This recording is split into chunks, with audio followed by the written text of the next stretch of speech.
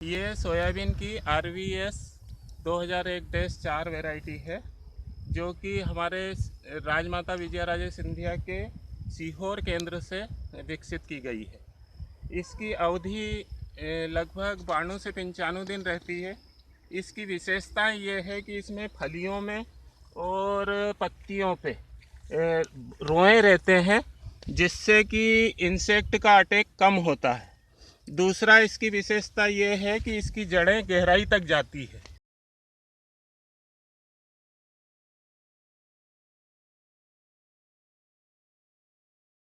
ये अरहर की JKM 189 variety जाती है, जिसका सामान्यतः उत्पादन 25 से 30 क्विंटल पर हेक्टेयर का है। इसको हमने धारवाड़ पद्धति से लगाया हुआ है। तरह की थैलियों में दो दो बीज लगा दिए थे। उन रोपों को 4 फीट बाय 2.5 फीट पे यहाँ खेत में, क्योंकि 4 फीट बाय 2.5 फीट पे लगाते हैं तो पौधे को फैलने का अच्छी जगह मिल जाती है। स्प्रे हम आसानी से कर सकते हैं, जिससे कि अधिक उत्पादन मिलता है और 35 से 40%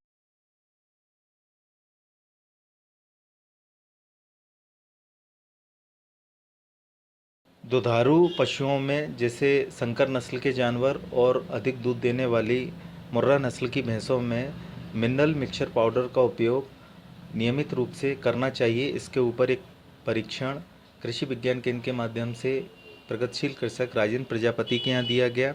राजेंद्र प्रजापति ने मिनरल मिक्सचर पाउडर 50 ग्राम प्रति जान अपने संकर नस्ल के जानवरों को दिया और उसके यहाँ इस परीक्षण से प्रतिदिन दूध उत्पादन में 1 से 1.5 लीटर का अंतर आया। न केवल दूध उत्पादन में अंतर आया, दूध उत्पादन बढ़ा, बल्कि उसके साथ साथ दुधारू पशुओं, संकर नस्ल के जानवर और मुर्रा भैंसों का गाभिन भी समय पर हुआ, गर्मी में समय पर आए वो, और उसके बाद सही समय पर उन्होंने बच्चा दिया, मतलब उनकी प्रजनन क्षमता में भी बढ़ोतरी हुई।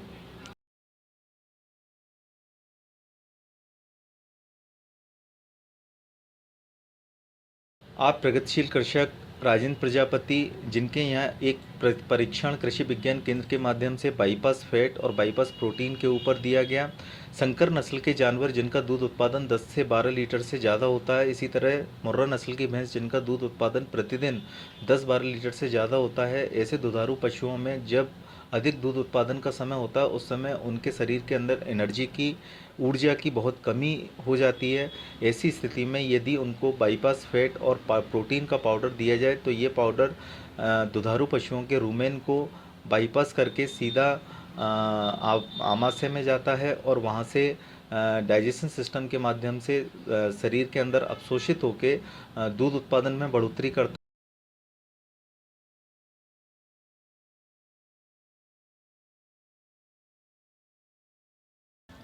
यह सोयाबीन की रेस्ड बेड तकनीक से सोइंग करने की एक मेथड है, जिसमें कि चौड़ी चौड़ी क्यारियाँ बनती हैं एवं साइड में नाली छूटती है, जिससे कि खेती का अतिरिक्त पानी निकल जाता है और इसके माध्यम से सोयाबीन में सड़न नहीं होती है।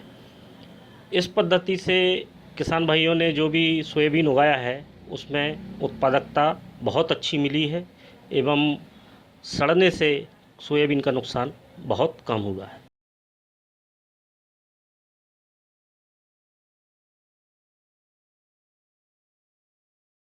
यह जो उपकरण आपको सामने दिख रहा है, यह रीपर कंबाइंडर है। जैसा कि सभी को विदित है कि वर्तमान में मजदूरों की काफ़ी समस्या हो रही है। इस मशीन के द्वारा किसान भाई कटाई एवं गहाई का कार्य कर सकते हैं, जिससे कि लागत में काफ़ी कमी आती है एवं किसान भाइयों का काम भी समय से पूरा हो जाता है एवं कम मेहनत एवं कम पैसे खर्च करने से ज़्यादा काम होता है।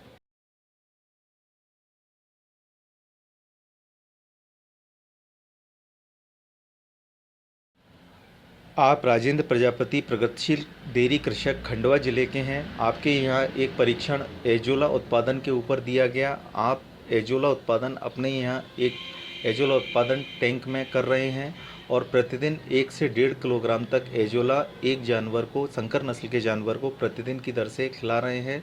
चूँकि एजोला में प्रोटीन की मात्रा ज़्यादा होती है, अतः प्रोटीन की मात्रा ज़्यादा होने के कारण प्रतिदिन कम से कम 1 से सवा लीटर तक दूध उत्पादन की बढ़ोतरी इनके यहाँ संकर नस्ल के जानवरों में देखी गई है।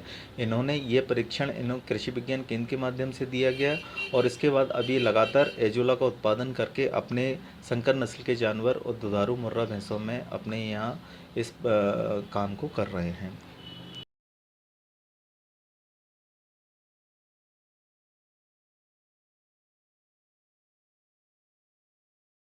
हाइड्रोपोनिक्स पद्धति से चारा उत्पादन करने की तकनीकी, जिसमें पहले दिन मक्के के दानों को भिगो के रखा जाता है, उसके बाद 2 दिन उसको अंकुरित होने के लिए रखा जाता है। उसके अंकुरण के बाद उसको ट्रे में अपन अंकुरित मक्के को बिछा देते हैं, जो कि वीडियो में दिख रहा है। अंकुरित मक्के को बिछाने के बाद उसके बाद उन्हें ट्रे में ट्रांसप्लांट कर दिया जाता है और प्रतिदिन के हिसाब से नई ट्रे तैयार की जाती हैं, जिसमें 1 दिन की, 2 दिन की, 3 दिन की, इस तरह 7, 8, 9 और 10 दिन तक की ट्रे रहती हैं।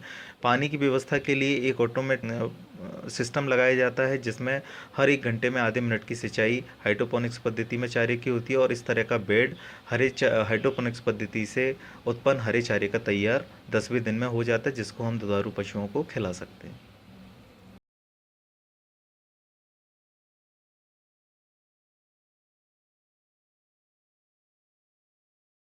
सोयाबीन एवं चने के बीज को उपचारित करने के लिए सर्वप्रथम फफूंदनाशक से उपचारित करना चाहिए। इसमें 3 ग्राम दवाई बीटावैक्स पावर, थायरम या कार्बेंडेजम या इनको मिश्रित करके इनका बीज का उपचार कर सकते हैं।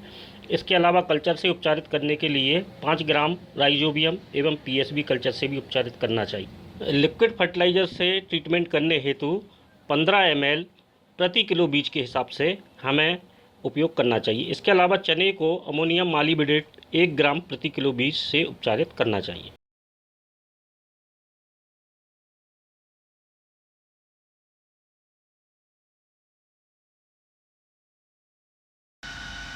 ये और ऑटो वाल लगे हुए हैं यहाँ पे। ये मॉनिटरिंग सिस्टम है जिसमें पूरे जो भी ऑटो वाल है इसको सेट कर दिया गया है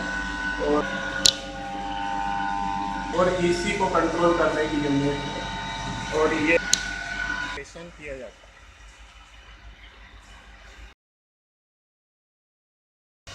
ये अल्ट्रा हाई डेंसिटी अनार का प्लांटेशन किया हुआ है।